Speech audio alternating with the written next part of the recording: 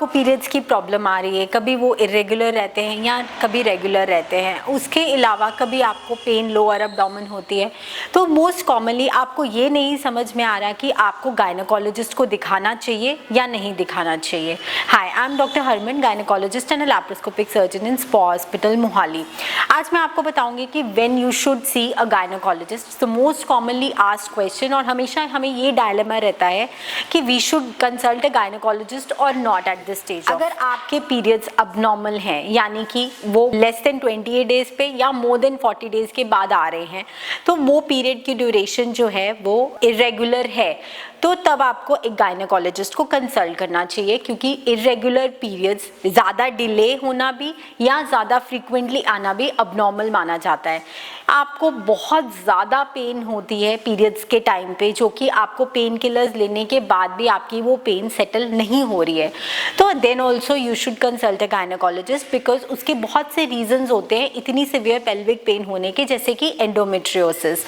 इसके अलावा अगर आपको बिटवीन पीरियड्स ब्लीडिंग होती है, यानी कि एक साइकिल के अंदर 30 डेज का आपका साइकिल है, उसके बीच में आपको पीरियड्स आ रहे हैं फिर से, उसको इंटरमेंस्ट्रुअल ब्लीडिंग कहा जाता है, तो भी आपको एक गायनेकोलॉजिस्ट को कंसल्ट करना चाहिए। आपको पेल्विक पेन होती है या फिर पेन लोअर एब्डोमेन में होती है, या यूरिन पास करने के टाइम पे पेन या बर्निंग सेंसेशन होती है, तो उसके भी बहुत से रीजंस होते हैं। मोस्ट कॉमन रीजन होता है कि यूरिनरी ट्रैक्ट इन्फेक्शन या यूटीआई हो जाता है, उसकी वजह से पेन या बर्निंग सेंसेशन होती है, तो you should consult at that time also. अगर आपको पेन लोअर एब्डोमेन है और आपको वजाइनल डिस्चार्ज भी आ रहा है, उसके अलावा आपको फीवर होता है, तो एक मोस्ट कॉमन सिम्टम होता है, मोस्ट कॉमन ट्रीटेबल कंडीशन होती है पेल्विक इन्फ्लेमेटरी डिजीज, यानी कि पीआईटी। तो you should consult a gynaecologist, ताकि वो आपको एंटीबायोटिक देके प्रॉपर ट्रीटमेंट दे सके। उसके अलावा अगर आप मेनोपॉजल एज पे हो, मतलब मोर देन 50 ईयर्स या 45 ईयर्स, और आपके पीरियड्स जो हैं वो इरेगुलर हो रहे हैं, जैसे कि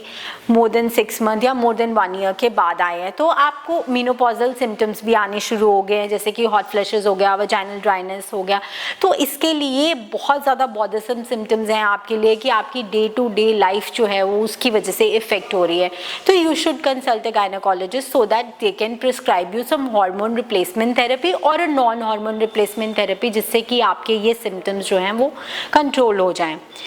इसके अलावा अगर आपको एक बारी मेनोपॉज आ चुका है, और